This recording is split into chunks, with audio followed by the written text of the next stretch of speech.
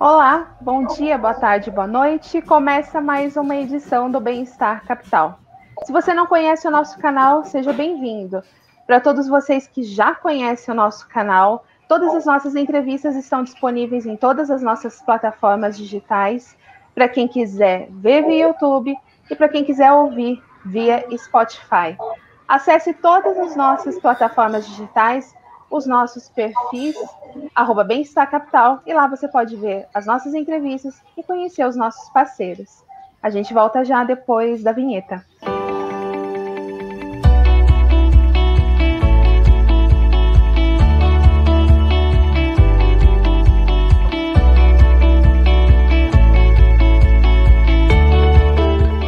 Na sabatina do Bem-Estar Capital de hoje, nós recebemos o embaixador da Palestina no Brasil, Ibrahim Al-Zeben.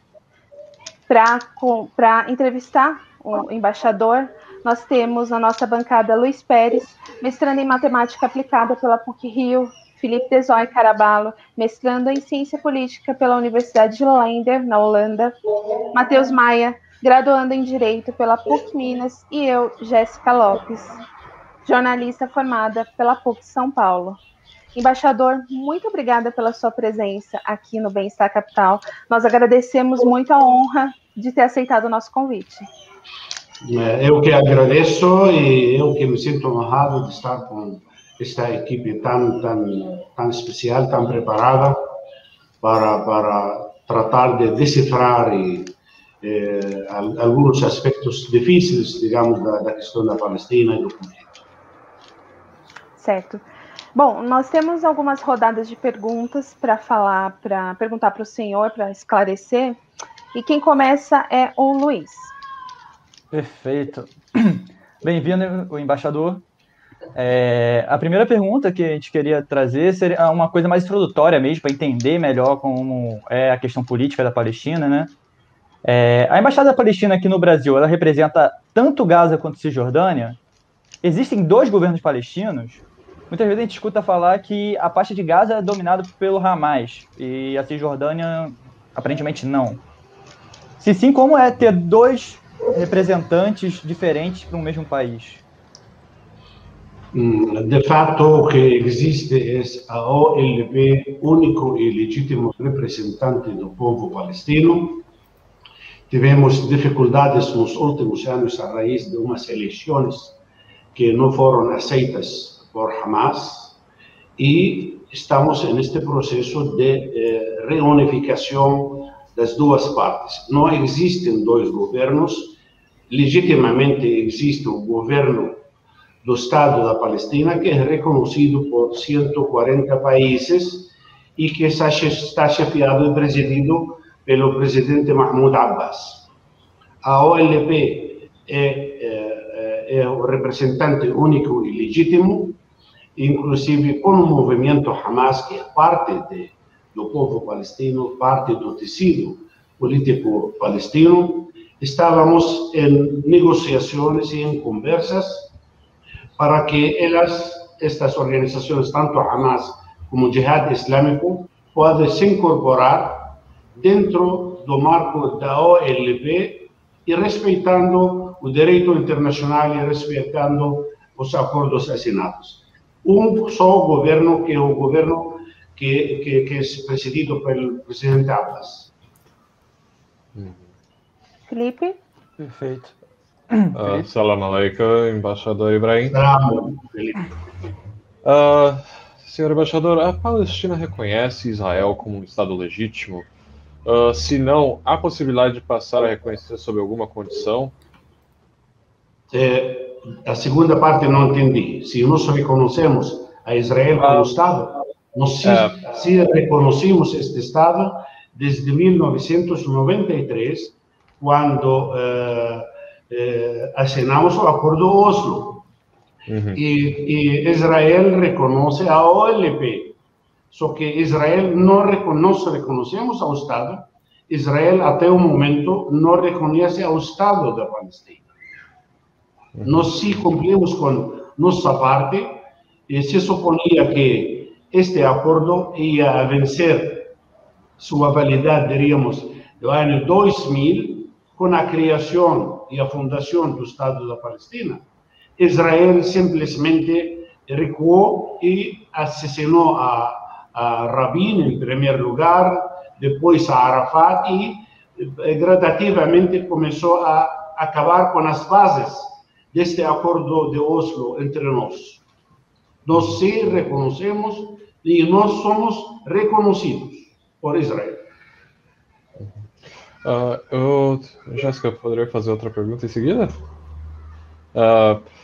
Senhor embaixador, eu tenho uma pergunta em seguida já para fazer sobre isso.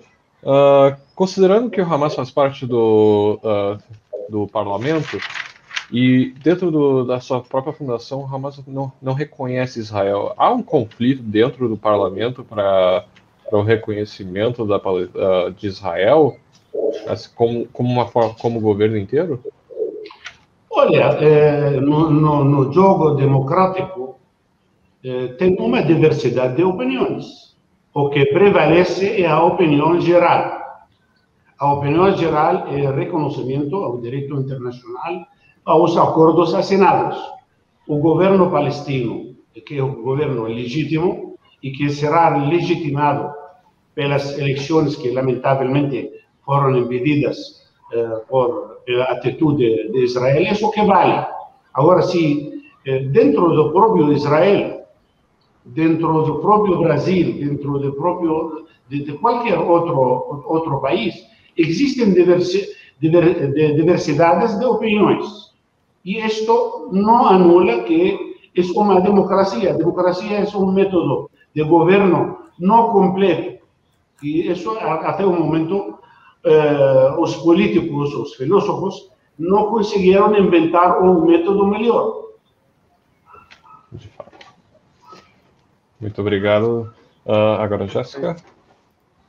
Não, eu quero também adicionar algo. No momento que Hamas formasse parte da OLP, tem a obrigação de respeitar a regra do jogo, neste caso. Quer manter suas opiniões, mas não quer dizer que vai impor na totalidade das correntes políticas existentes na Palestina. Claro, nós esperamos que todos os contingentes e todas as tendências que operam dentro da Palestina respeitassem o direito internacional e também respeitassem a Constituição palestina.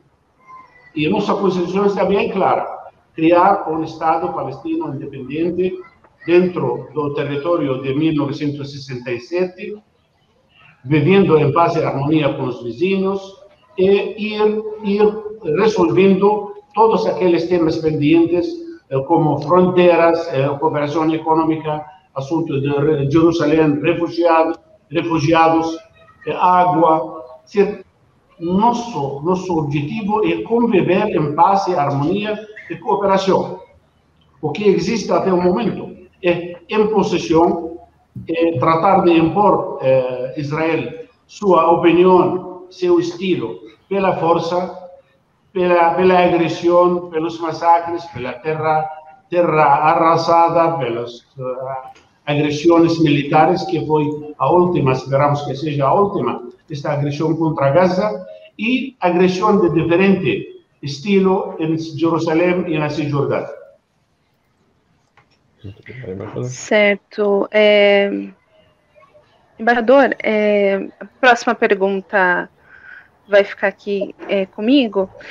Em 2020, houve uma tentativa de acordo de paz entre Israel e Palestina na ONU, promovido pelos Estados Unidos. Nesse acordo, a Palestina teria 22% do seu território original e um investimento de 50 bilhões de dólares para a economia local. O presidente Mahmoud Abbas não concordou com esse acordo porque, segundo ele, não queria entrar para a história como um presidente que vendeu Jerusalém. Quais são as preocupações primárias da Palestina em um acordo? O que a Palestina poderia ceder para Israel? Um possível acordo de paz, como ficaria o status de Jerusalém Oriental? Bom, a senhora falou uma palavra bastante, não sei, circula muito a palavra ceder. Por isso, no início, antes de iniciar esta sessão, eu queria falar um pouco da história.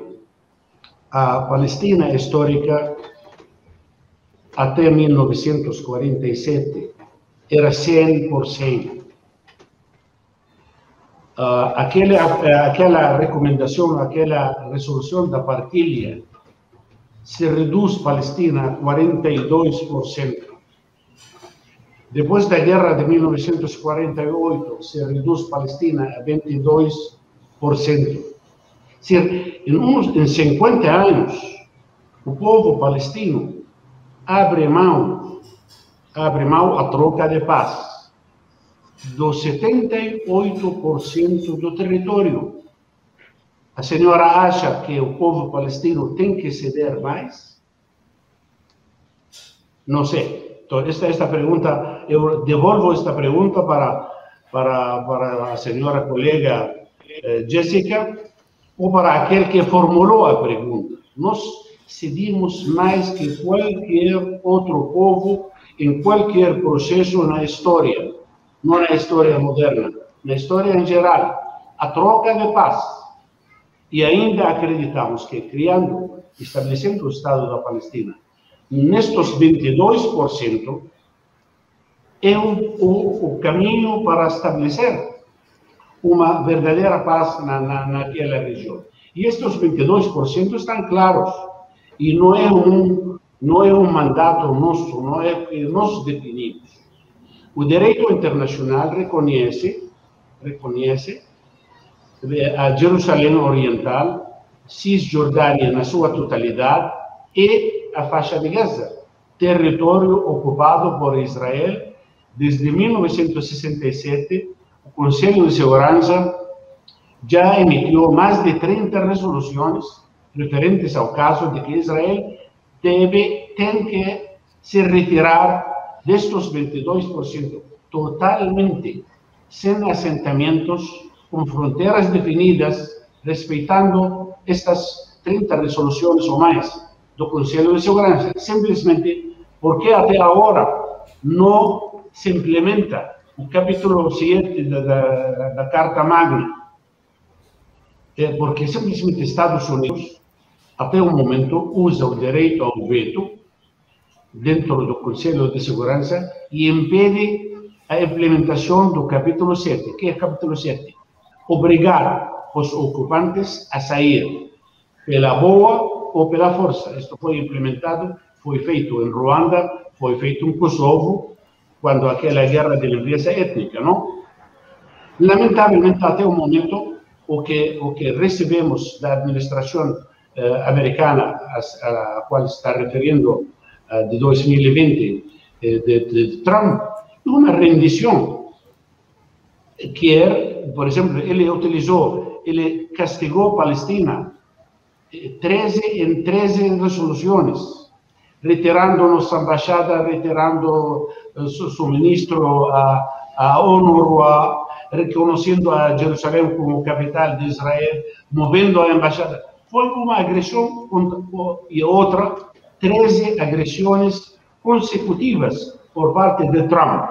Obviamente, seja Estados Unidos ou não, sim, somos um povo pequeno. Assim, você pode dizer, Israel pode ocupar, pode bombardear, pode levar 7.000 presos às cárceles de Israel, só que não pode dobregar, não pode torcer o braço de um povo que quer a liberdade e quer a independência. A história demonstra que um povo decidido para recuperar sua independência, nenhuma força no mundo pode impedir. Lamentavelmente, não aprenderam dessa lição. Foi Trump, chegou Biden. Esperamos que o senhor Biden, senhor presidente novo dos Estados Unidos e a administração, consiga compreender. Nós temos sinais positivos de que o mundo é mais sensível, o mundo é mais compreensivo desta situação, deste conflito que leva mais de 100 anos. O povo palestino exige sua independência, soberania e paz, não paz dos mortos, não paz dos cemitérios. Paz verdadeira onde israelense e palestino podem competir num campo de futebol, como fazem aqui os dois times, ou os times de futebol em Brasil. Não somos, esta inimizade não deve ser eterna e tem que ter uma boa vontade. Existe boa vontade da nossa parte, existe gente que está machucada por tantas agressões, existem refugiados que estão aguardando justiça. Quero lhe dizer que, enquanto este conflito segue, fica menor a possibilidade de compreensão e fica maior, digamos, o processo de reconciliação. Mais demorado. Queremos terminar com o conflito hoje, porque temos como israelenses e palestinos, temos muito que fazer para sarar, para poder tratar estes 100 anos de conflito que deixaram muitas vítimas e muitas mágoas. Ok, Matheus? Embaixador, bom dia. Bom dia, Felipe. Bom dia, Luiz. Bom dia, Jéssica. Embaixador, recentemente o cônsul-geral de Israel em São Paulo, o senhor Alon Lavi, diz que é de interesse de Israel, em particular do primeiro-ministro Benjamin Netanyahu, se sentar numa mesa com um representante palestino no intuito de negociar de forma pacífica um acordo definitivo de paz. Ainda segundo Alon, os palestinos se negam a participar desse tipo de reunião de paz. O senhor confirma o relato do cônsul Alon? E, em caso afirmativo, por que a Palestina se negaria a fazer um acordo diretamente com Israel? Nós acreditamos de que a negociação direta é importante e primordial e é a solução. Só que esta negociação precisa ter garante, precisa ter partes internacionais que podem garantir os resultados. Tem que ser um calendário fixo, negociar por negociar. Estamos negociando desde 1993. Desde 1991, vocês lembrarão aquela conferência de Madrid com Shamir. Vocês lembram de Shamir e lembram daquela conferência de Madrid, quando os Estados Unidos obrigam Shamir a começar a negociar, a participar naquela conferência. Ele diz, naquela época, eu vou negociar 20 anos e não vou dar nada. E, efetivamente, negociamos mais de 20 anos e eles não otorgaram nada. Porque eles aumentaram a colonização, estão utilizando cada vez diferentes estilos e diferentes instrumentos para forçar o povo palestino a abandonar a ideia de independência. Portanto, negociar, eu não estou em contra, em nenhum momento, contra a negociação. Só que quero uma negociação que leve a uma solução e não que anule gradativamente uma solução baseada no direito internacional. Quando digo direito internacional, é obrigatório a participação da comunidade internacional, da ONU, do Quarteto, dos Estados Unidos, de todos aqueles movimentos sociais que realmente têm boas intenções de ajudar para uma solução definitiva naquela região entre Israel e Palestina. Vou negociar com Netanyahu sem garantias? É impossível. A história demonstrou que negociar por negociar não dá resultado, também não é nosso objetivo. Negociamos para alcançar uma solução já definitiva, para começar um processo já que leva a uns acordos, a um tratado de paz. Nem sequer só acordos. Isso será o primeiro passo, negociar acordos, finalmente tratado de paz, obviamente resolvendo todos aqueles temas temas que tienen que ver con este conflicto, desde refugiados, territorio, Estado, agua, cooperación, todos aquellos temas, obviamente Jerusalén como capital, y Jerusalén perfectamente puede ser capital para dos estados. Si Palestina fue dividido en dos, 78 y 22%, también Jerusalén puede ser también capital y debe ser capital y tiene que ser capital. Para Palestina, al menos nos reivindicamos a parte oriental, y los israelíes son soberanos de decidir si quieren ficar en Tel Aviv, o quieren ir a Eilat, o quieren ficar en Jerusalén occidental. Ahora, Jerusalén unificada, única para Israel, esto ya demostró ser que aquel detonador de todos sus conflictos. Y yo quiero, digamos, importar unas palabras del fallecido saudoso Arafat, que a paz comienza en Jerusalén, en la Palestina, y a guerra de ahí también comienza a guerra de Jerusalén y de Palestina. Los últimos acontecimientos demonstraram isso. Faz sentido. Então, a gente queria voltar também a falar um pouco mais sobre o acordo, né? Entre 2004 e 2005, Israel começou a desocupar Gaza. Dessa forma, ele devolveu a região aos palestinos. Segundo o cônsul Alon Lavie, em entrevista que ele deu para a gente, essa decisão tornou Israel mais vulnerável a ataques como o que ocorreu esse ano. O domínio como que?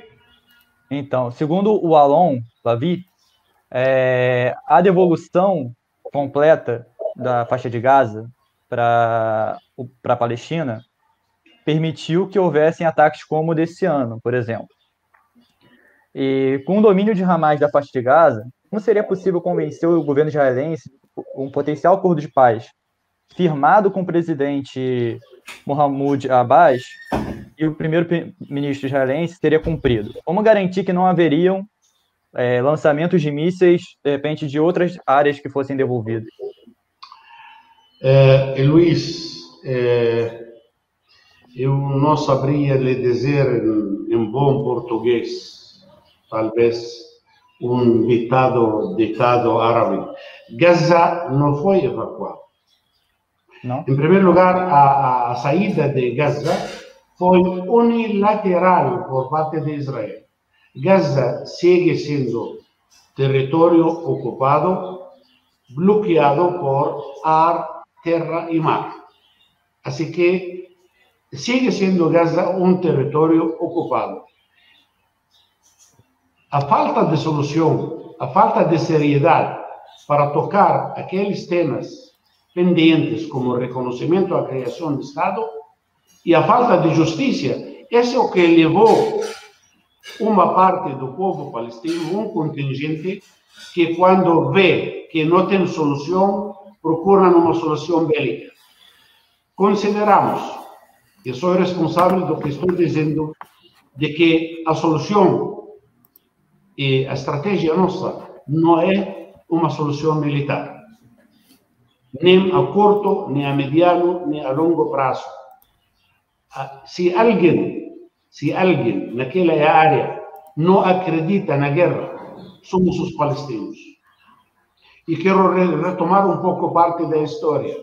A Primeira Guerra Mundial, para não ir muito atrás, a Primeira Guerra Mundial trouxe para nós a Declaração Balfour, quando a corona inglesa promete a criação de um lar para os judeus na Palestina. A Segunda Guerra Mundial trouxe o Holocausto para os judeus, mas trouxe também a partilha da Palestina. A Terceira Guerra de 1948, a Palestina ficou com 22% e com identidade negada. Não sei se o senhor Luiz está seguindo comigo este raciocínio. 1948, en estas tres guerras, Palestina se reduz a nada. En 1956, houve massacres em Gaza, naquela região. Em 1967, perdimos toda a Palestina. Nós acreditamos de que a guerra e o conflito só traz desgraça, especificamente para o povo palestino. Por isso, nossa estratégia é a paz e não é a guerra. Então, pode estar seguro, se sentamos as bases de uma solução que parte do direito internacional, da cooperação, de respeito mútuo, de aceitar um ao outro, aí pode estar seguro que toda aquela mágoa vai disseminando. É um processo também, a paz é um processo, não é um acordo que se assina hoje e acabou. É um processo onde os palestinos e os israelenses temos que mostrar nossas boas vontades de conviver um com o outro. Respeito não é suficiente. Tolerância não é suficiente, tem que ser tolerância com respeito, com cooperação e também justiça. São condições, não são impossíveis, são difíceis, entendemos que é um processo, não é fácil, só que precisamos de boa vontade e de um sábio. O sábio, neste caso, é a comunidade internacional, com seus órgãos sérios, como a ONU, como agora com a administração Biden, com uma Europa, uma posição clara, também Inglaterra que produz todos os conflitos, o pecado original é Inglaterra. Inglaterra deve reconhecer sua responsabilidade histórica de prometer converter a Palestina em lar para os judeus, sem dar direitos aos judeus na Europa, massacrar os judeus na Europa. Assim que eu não acredito na guerra como solução, não acredito na violência como método para negociar. Perfeito. Certo. Felipe? Senhora embaixadora Ibrahim, então a minha próxima pergunta acaba focando um pouco mais nos aliados da Palestina. Como você já trouxe aqui, você falou que alguns dos seus aliados teriam que se informar ou entrar nos conformes da OLP antes de formarem um governo de fato junto com a OLP. Como é que os aliados da Palestina observam essas demandas? Você vê na frente que eles vão acabar entrando nesses conformes? Bom, Felipe, considerando o acordo de paz, obviamente. O conflito não é só entre palestinos e israelenses. Existem interferências, existem interesses regionais.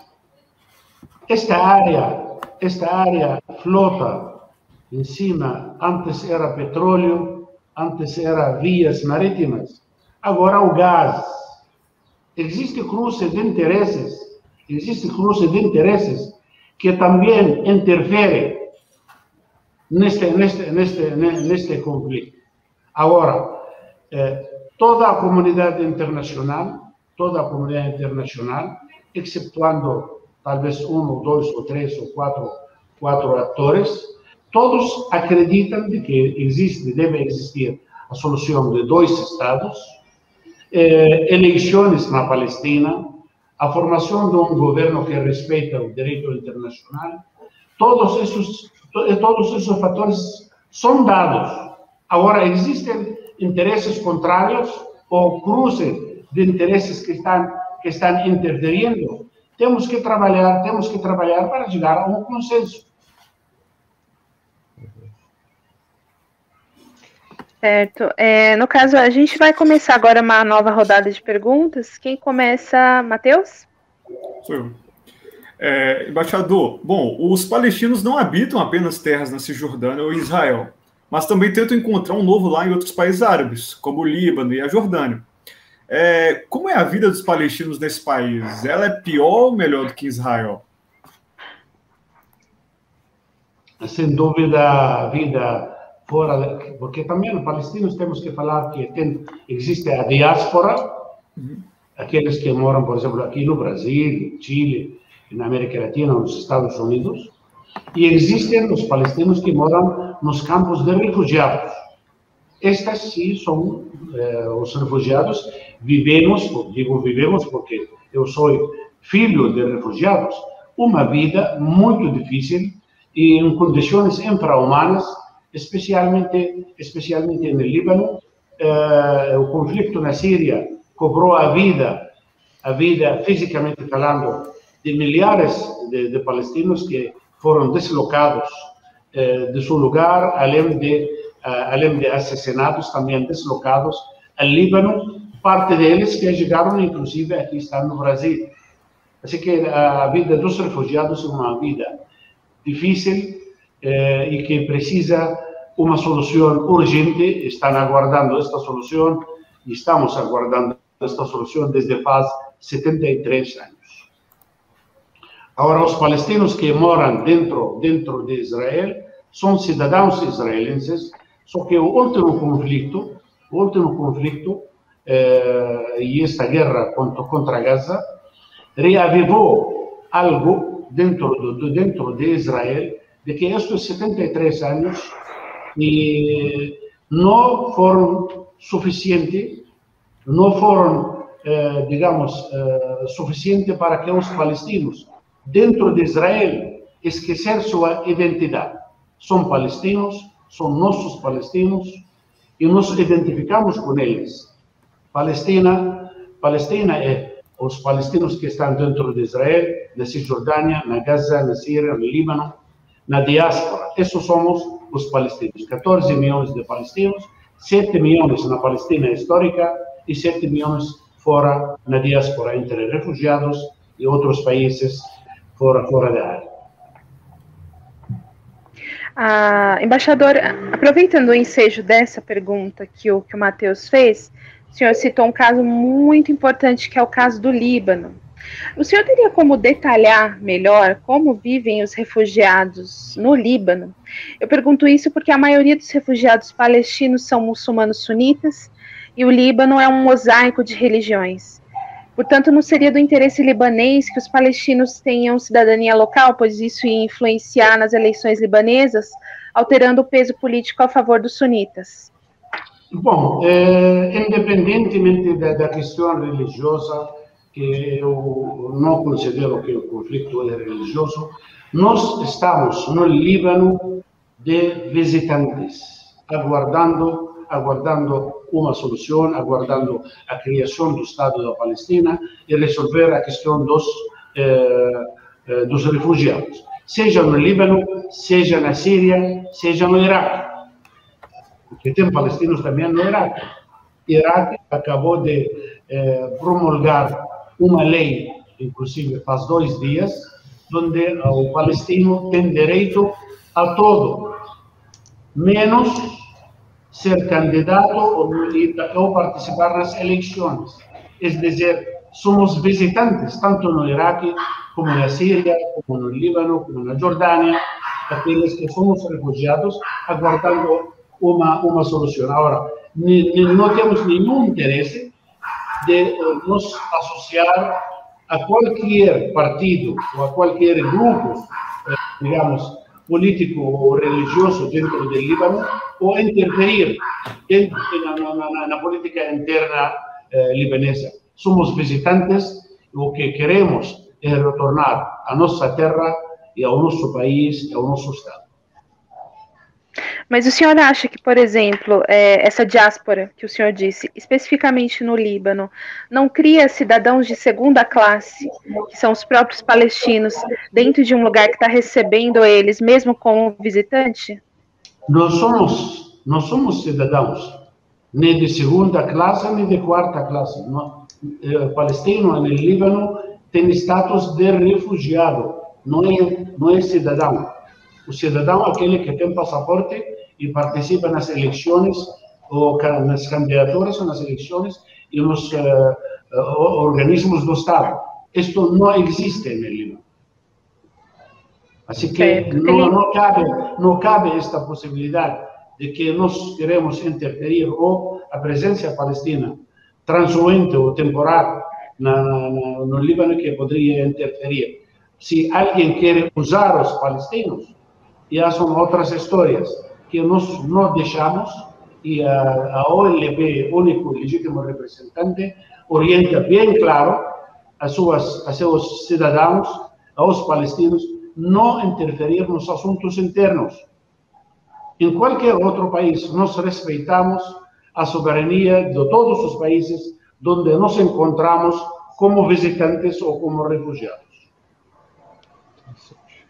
Senhor embaixador, então, a minha próxima pergunta seria em relação aos judeus que moram em assentamentos, no que seriam regiões onde hoje é a Palestina. Os quem? Cidadãos israelenses que moram hoje em terras palestinas, em assentamentos. Os colonos. Sim. Então, em caso de um acordo de paz, como se daria a questão dos assentamentos? Os israelenses que moram lá, eles poderiam continuar lá? Eles teriam que se deslocar de volta para Israel? Como procederia essa questão? Como você imagina que procederia essa questão? Vamos a partir do direito internacional. Não é de meu desejo ou o desejo de Israel. O desejo dos colonos, que estão cada vez mais agressivos e cada vez mais provocativos, e estão tratando de converter este conflito num conflito religioso, que não é. Vamos a partir do direito internacional, que diz que o território Cisjordânia, Gaza e Jerusalém Oriental é um território ocupado. Segundo o direito internacional, a potência ocupante, porque inclusive se o senhor recorre à literatura das Nações Unidas, ele chamam a Israel, e com toda certeza e propriedade, potência ocupante.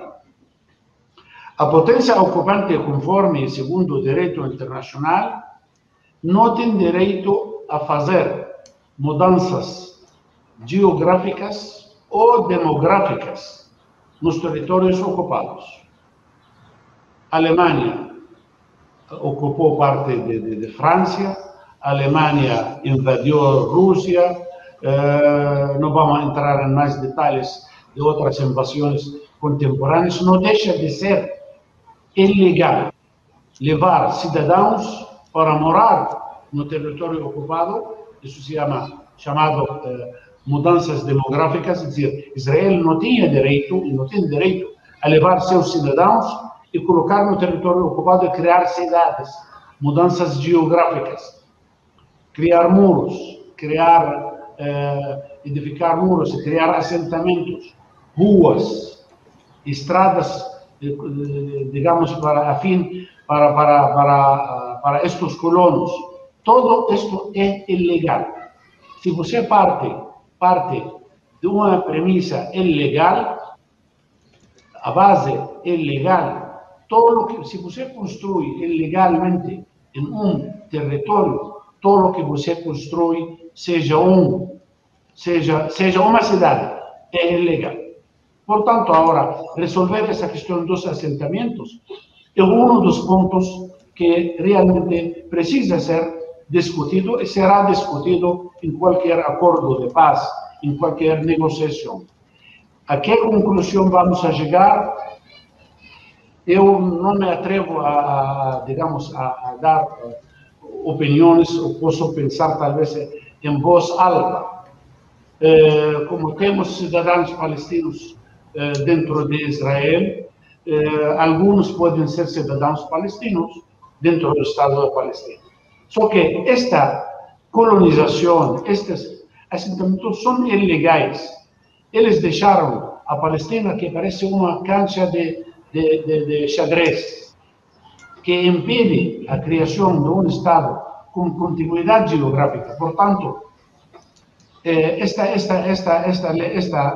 esta política que sigue, lamentavelmente, até o momento, é ilegal dentro do nosso território. Vamos a deixar que isto seja negociado entre os mandatários palestinos e israelenses e com aquela terceira parte fundamental que vai garantir o resultado destas negociações.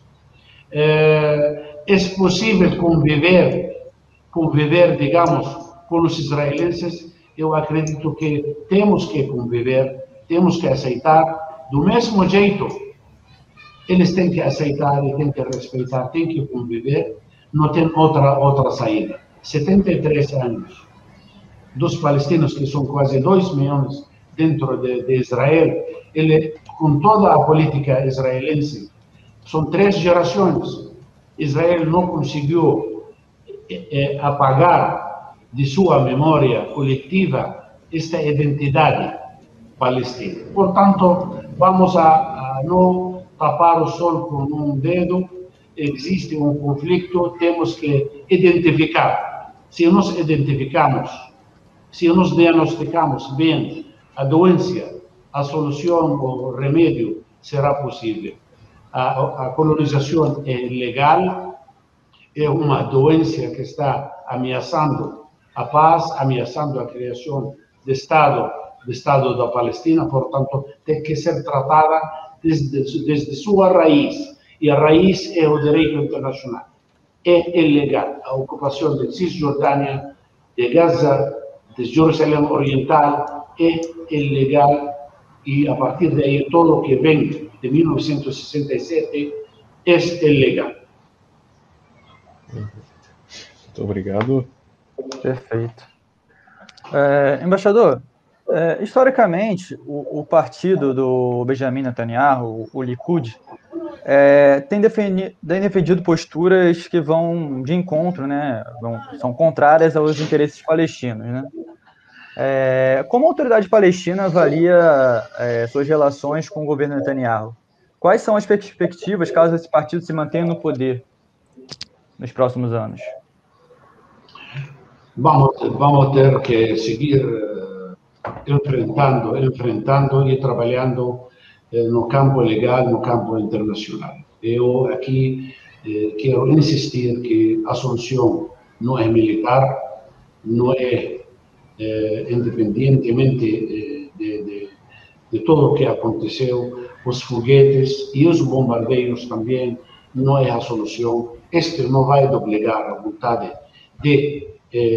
do povo palestino e também isso não vai gerar direitos a Israel. Todo mundo, observemos tudo o que está acontecendo no mundo, nas ruas, nos Estados Unidos, no mundo inteiro, aqui no Brasil. A gente está cansado já com este procedimento e com essas práticas de limpeza étnica, de agressão, de uso excessivo da força por parte de Israel. E a gente também não está conseguindo, digamos, entender, não aceita estes foguetes que saem de Gaza ou podem sair de qualquer parte do sul do Líbano, que podem chegar de não sei diferentes partes. Esta não é a solução.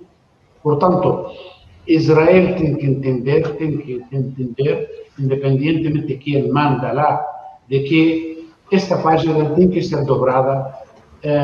Lamentavelmente, a tecnologia militar está ao alcance de todo mundo agora. Depois da caída da União Soviética, as armas de destruição massiva estão ao alcance de todos. Não tem garantia.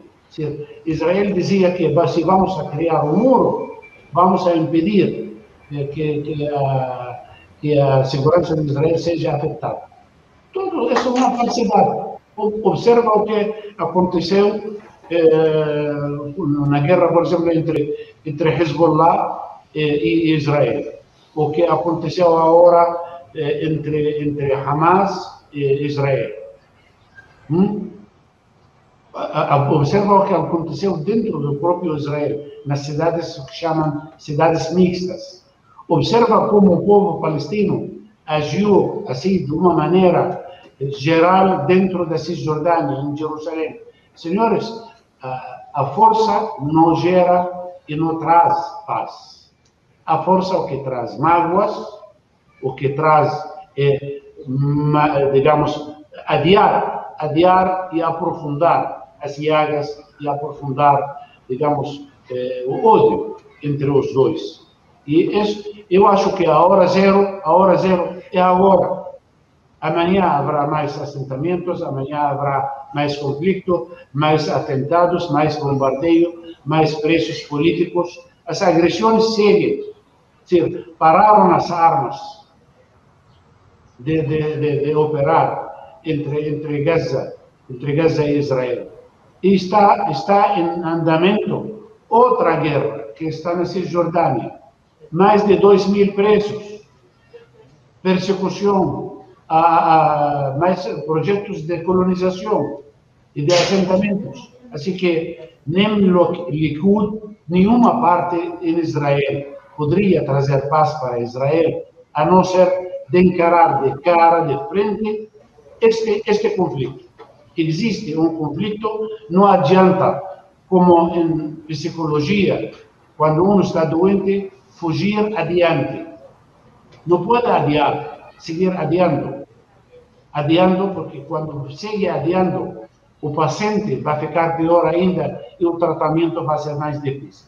Israel, suas forças, agora que eles estão formando um governo, independentemente, não temos, lamentavelmente, muita esperança de que seja diferente, a não ser que entendam que o conflito é entre Palestina e Israel e a causa é a ocupação e a negação do direito nacional legítimo palestino.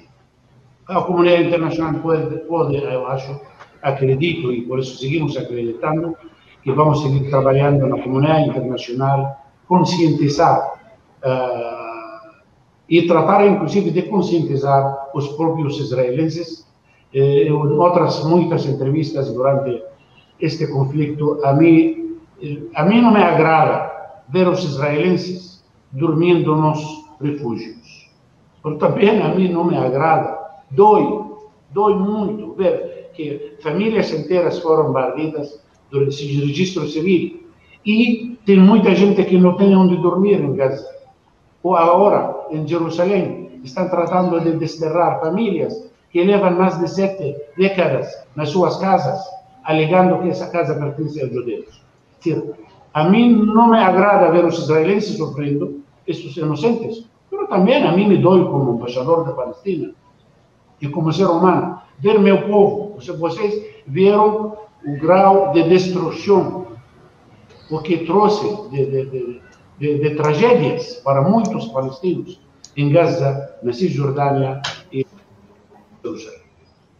A paz é possível, Israel tem que entender e encarar este problema assim de frente e diagnosticar, fazer um bom diagnóstico de que ocupação, força, genocídio, massacres não traz a paz nem para eles, nem para nós. Senhor embaixador, sou eu agora. Senhor embaixador, então, a minha próxima pergunta, na verdade eu gostaria de fazer uma pergunta prévia à minha pergunta, porque parece que a gente circulou um pouco ao redor do Hamas, mas a gente acabou não batendo nesse ponto especificamente. Então eu quero perguntar uma pergunta direta e simples. O Hamas faz ou não parte do governo palestino? Do governo palestino ainda não. Faz parte do tecido político palestino e estamos em negociação, tá, para incorporar Hamas, o Jihad Islâmico, a todos aqueles contingentes que estão em Gaza ou na diáspora, dentro do marco da OLP para realizar as eleições, que foram, como falei no início, impedidas por Israel. Israel não permitiu, não autorizou, não facilitou fazer eleições em Jerusalém. Eu não posso abrir mão, sabe? Se não tem reeleição, se Jerusalém não é parte da Palestina, não tem solução. Portanto, uma vez feitas as eleições, Hamas tem que participar, senão não seria parte nem do governo, nem de parlamento. Para mim será nem sequer uma oposição. Hamas está obrigado a se incorporar à OLP e participar nas eleições e o voto popular que vai decidir quem vai governar a Palestina. Quero, digamos, destacar aqui que na Palestina houve 37 listas. Hamas foi uma de 37 listas. O povo palestino é democrático. E temos que confiar nesta democracia palestina. As armas vão se calar de lado em lado.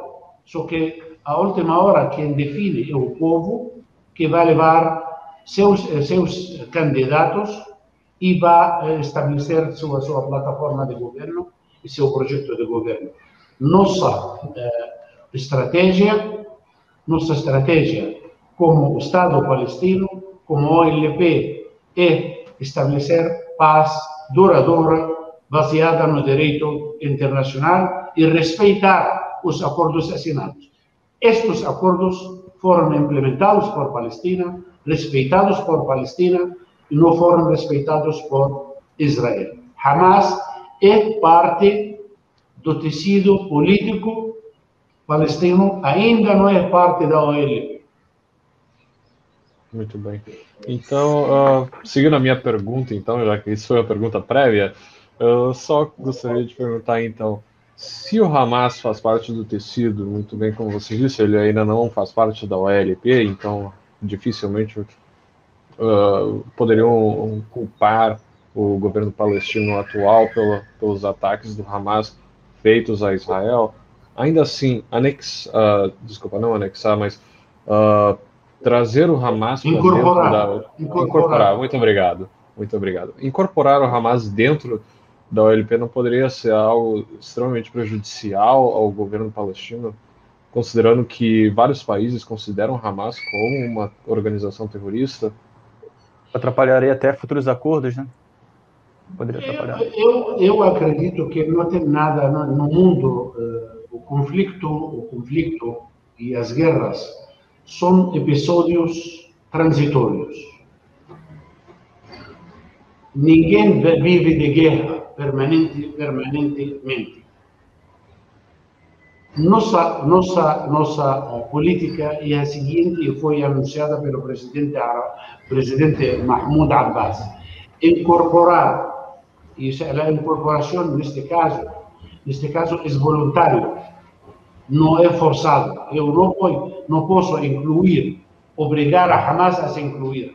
Hamas tem que tomar sua decisão de incluir-se dentro da OLP, e nós escutamos várias vezes a intenção de Hamas de querer participar e colocou condições. Eu não acho isto como uma ameaça, todo o contrário, é uma premissa para estabelecer uma paz duradoura e justa no conflito, neste conflito entre Palestina e Israel. Dentro de Palestina, dentro de Israel, existem, obviamente, tendências. Isto eu acho que não é um caso doentio. Na democracia tem que ter partidos e tem que ter tendências que têm diferenças e que também brigam para alcançar e chegar ao poder. Nossa opção é respeitar o direito internacional e que Hamas, uma vez incorporado, também a OLP tem que também cumprir com o direito internacional. Para participar no governo existem bases, e estas bases entre elas é respeito ao direito internacional a nível externo e respeitar também o consenso nacional na parte interna. Muito bem. Eu posso só fazer uma outra pergunta, Jéssica? Eu sei que eu estou abusando, mas eu gostaria de perguntar também, senhor embaixador Ibrahim. Eu entendo a posição do governo palestino e eu concordo totalmente. Eu acho que o diálogo é a forma correta como devemos proceder, mas também na forma do diálogo e na forma da democracia há o Estado de Direito. E no Estado de Direito a gente tem que apontar o dedo e mostrar quem errou. No caso, eu concordo com o senhor que Israel errou de forma abrupta dentro do direito internacional humanitário no princípio básico de proporcionalidade, porque obviamente como o Hamas atacou Israel e a forma como Israel respondeu são duas coisas extremamente diferentes, sendo que Israel atacou um prédio onde haviam só civis somente com alguma indicação de que havia o pessoal do Hamas. Mas também há de se apontar o dedo ao lado contrário, né? Porque Hamas também acabou atacando primeiramente e acabou atingindo alvos civis, algo que também vai contra a Convenção de Genebra, a quarta Convenção de Genebra, atacando os civis. Não só isso, né, Felipe? Também fizeram disparos de áreas civis, né? Que também vai contra a Convenção, né? Eu só estou tentando colocar aqui em questão do direito internacional. Então, eu enxergo que, sim, a gente tem que entrar em diálogo, no caso de vocês, que eu sou brasileiro, eu imagino que o diálogo é a ferramenta correta, mas eu também vejo que anistia total não seria algo agradável para ambos lados, tanto para a Palestina quanto para Israel.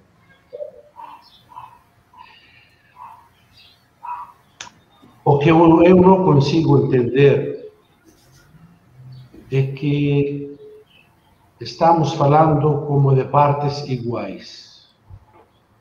Isto não é verdade. Isto é tratar de... Você lembra que eu falei de que temos que fazer um diagnóstico? Sim. Um diagnóstico correto. Uhum. Este diagnóstico, desculpe, eu sei que não é do senhor somente, de muita gente, está tratando de uma guerra. Não é uma guerra.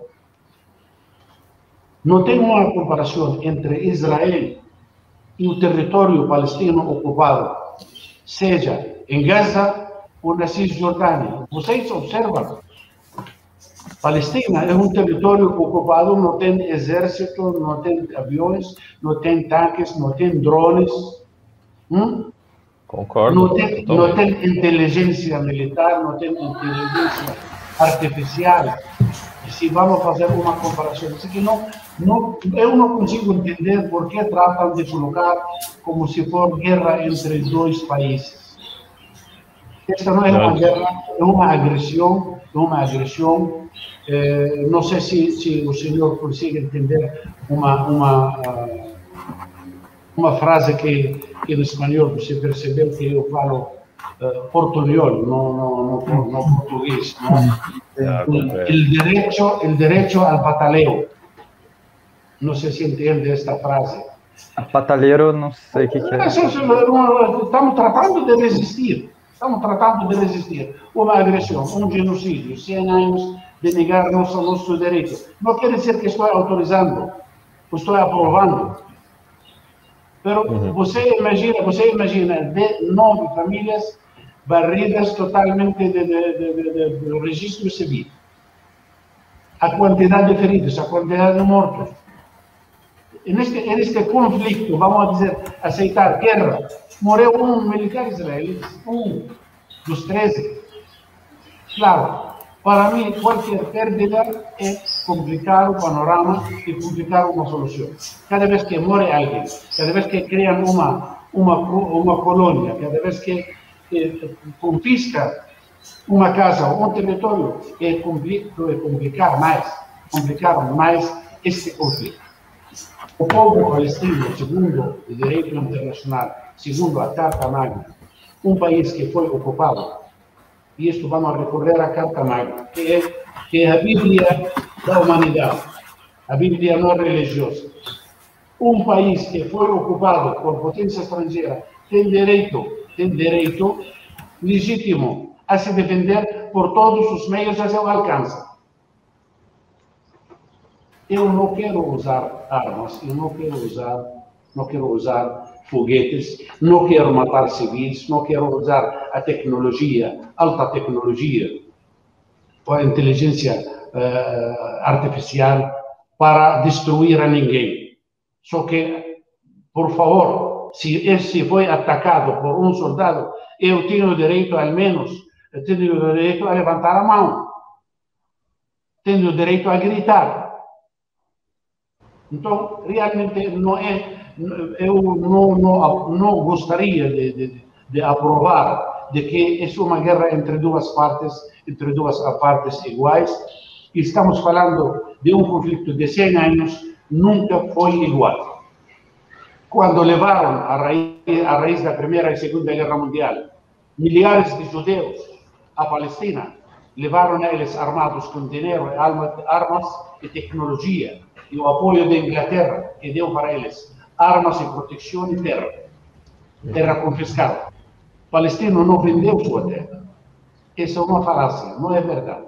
Se existe um caso isolado de 1 ou 2 ou 3 para o povo palestino em geral, nós não vendemos nossas terras, nós recebemos com braços abertos, não somente a judeus. Ao longo da história da Palestina, sempre recebemos gente e com braços abertos. Só que aquele que vem para ocupar meu lugar, desterrar minha família, não será recebido com braços abertos. Com certeza. Você está na sua casa, nisso, se você está na sua casa, vem alguém aterrar você pela força, e você resiste, você é terrorista. Por favor. Não gostaria de concluir esta entrevista ou esta conversa com vocês, que é feita com muito respeito e muito apreço, de que esta é uma guerra entre duas partes iguais. Não, ninguém... Existe ocupante, existe ocupado. O senhor tem ideia como vivem em Gaza em 365 quilômetros quadrados? 365 quilômetros quadrados. Um lugar altamente denso em população. Maior densidade populacional do mundo, né? A maior do mundo. A maior do mundo.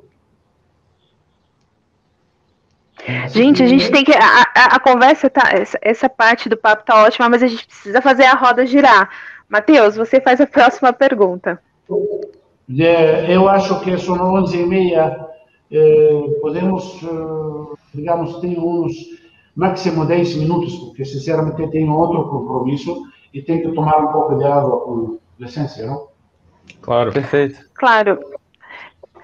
Embaixador, a gente tem mais duas perguntas depois do Matheus, então a gente vai acelerar, se o senhor também puder dar uma síntese legal, aí não prejudica o horário do senhor, tá bom? Não, tranquilo. Espero que não seja como a última pergunta, hein?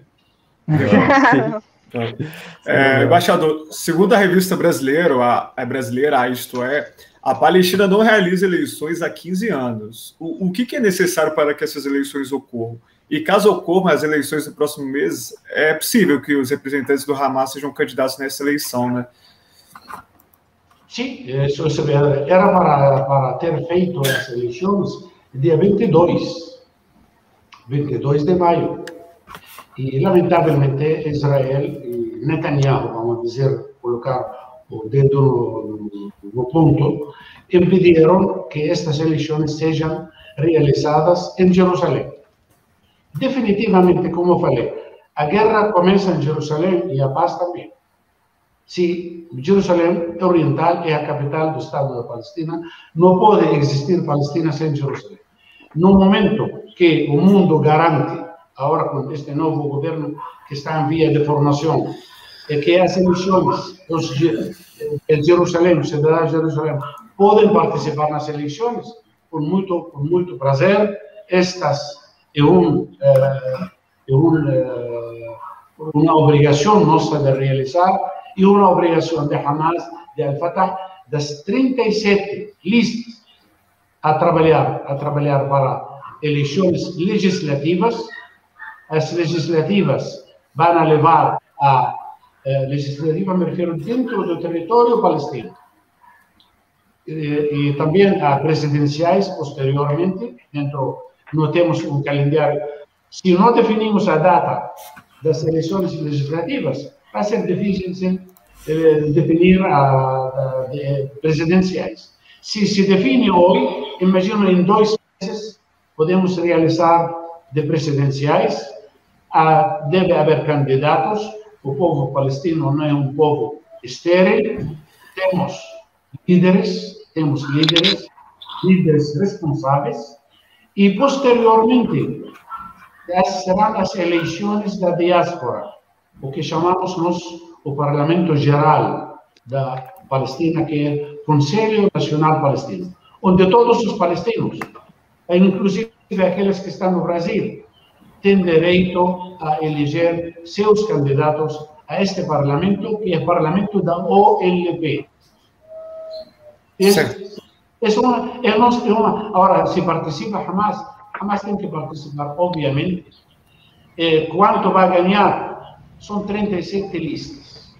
E dessas 37 listas tem que sair um parlamento interno, e tem que sair também um governo para depois eleger um presidente. Certo. Embaixador, a gente vai para a nossa última pergunta, que é as condições de vida da população da faixa de Gaza têm se deteriorado constantemente nos últimos tempos devido ao bloqueio comercial imposto por Israel, né? A autoridade palestina enxerga de alguma forma o Hamas como um dos pontos causadores dessa situação? Se enxerga, no caso, o Estado palestino estuda uma forma de negociar com o Hamas o comando da faixa de Gaza? A senhora colocou uma frase de colocar que é Hamas o que causou esta situação. Eu não concordo. Um dos pontos causadores, né? Um dos pontos causadores, além do bloqueio de Israel. A ocupação israelense é a causa maior de todos os conflitos, de todos os males que atingem os cidadãos palestinos e israelenses, inclusive o que leva uma atmosfera de guerra e de conflito na toda a área.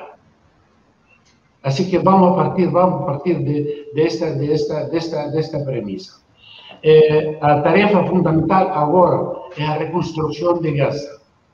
Reconstrução pela 4ª vez, e que seja esta a última, porque esta está criando milionários, aqueles que enriquecem com a guerra, inclusive nos países alrededores, aqueles que vendem o cimento, vendem o ferro, vendem as portas, vendem acessórios para a construção. Lamentavelmente, a reconstrução, a reconstrução de Gaza virou um negócio ilícito para muitos grupos naquela região, inclusive dentro de Israel, que destrói e vende ferro, vende cimento, etc. A tarefa fundamental agora é reconstruir a Gaza, isso em primeiro lugar, reconstruir nossa unidade nacional para celebrar as eleições e que Hamas participar nestas eleições, permitir, neste caso, que o mundo permita uma ronda séria de negociações que conduz à criação do Estado da Palestina e por fim à ocupação e por fim a todos aqueles fatores que levaram a este conflito e a outros conflitos anteriores. É o nosso interesse, é o nosso país que está sendo destruído, é a nossa gente, são nossa gente que estão pagando em carne própria Así que no somos nós que queremos este conflicto, nós sí queremos y procuramos y inclusive recorremos o mundo inteiro para poder realizar uma paz duradoura, já final, por colocar ponto final a este conflicto e a este genocídio. Nós que estamos pagando este preço alto. Eu acho que está demonstrado, e eu não estou inventando a roda, todo mundo está observando e vê. Recorrem desde 1917 até o dia de hoje. Quem é essa parte afetada, quem é essa parte que pagou 88% da nossa população que teve que sair da Palestina como refugiado. 78% da Palestina foi anulada da Palestina histórica para criar Israel. Todos os conflitos, observem, é dizer, aquele que nos está observando nestes momentos, que faz realmente um diagnóstico e faz uma leitura real, que é o que está acontecendo. Não ver que saiu um foguete de Hamas, ou de Jihad Islâmico, ou de onde for. Olhem no mapa de uma maneira holística. Nós não aceitamos nem estes, como autoridade palestina, como Estado palestino, não aprovamos o uso das armas para resolver este conflito, seja de onde for, porque a solução não é militar. Perfeito. Muito obrigado. Muito bem. Quer falar, Jéssica? Não, nós chegamos... Nós chegamos ao fim já da nossa entrevista, embaixador. A gente quer agradecer muito a sua presença aqui. Esta não foi, Jéssica, isso não foi entrevista. Isto foi interrogatório. Não, de forma alguma. É a função jornalística que a gente tem. É ser um pouquinho interrogatório. Mas a gente agradece a sua elegância em ter respondido todas as perguntas. Honrado de conhecer quatro amigos. O quarto acho que saiu. Deve ter compromisso. Para mim é um prazer. E será com muito prazer podemos trocar algumas ideias e seguir este interrogatório pela paz. Certinho. Nós chegamos ao final de mais uma edição do Bem-Estar Capital. Siga todas as nossas plataformas, @Bem-Estar Capital. Nós agradecemos mais uma vez ao embaixador da Palestina no Brasil. Agradeço ao Felipe, ao Luiz e ao Matheus, que teve que sair um pouquinho mais cedo. Muito obrigada. Até mais.